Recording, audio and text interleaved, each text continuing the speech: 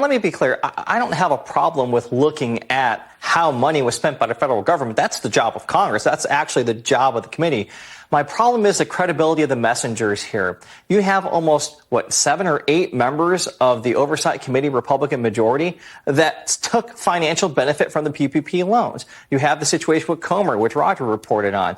You have time and again Republicans who actually went out of their way to make sure that the standards of oversight and transparency for this program were weakened. I remember days after the inspector general that was supposed to oversee this program was appointed, then President Trump fired him.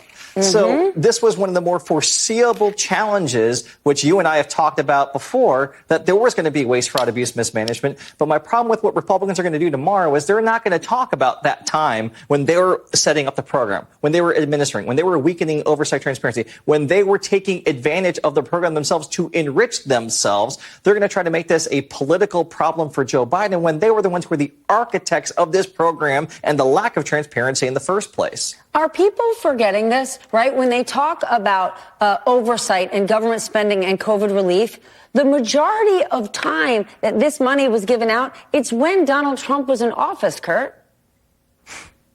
Yeah, and that's the thing. There's going to be a convenient case of amnesia going on here. It's almost like I think it's what Eric Swalwell called the Comer coma, that it's like they woke up one day and President Trump's time in office for 4 years didn't happen. The time where Republicans had control of Congress didn't happen. And that's why I think it's so important to have that context. It was this morning when the Congressional Integrity Project put out that information about the 8 members of the Oversight Committee Republicans who took PPP loans, a total of $3 million amongst all the members there that benefited financially from it. So if you're going to do oversight, if you're going to have a hearing like this, you've got to at least on that dais admit you have a conflict of interest, that you took advantage of the lax oversight to get your piece of the pie.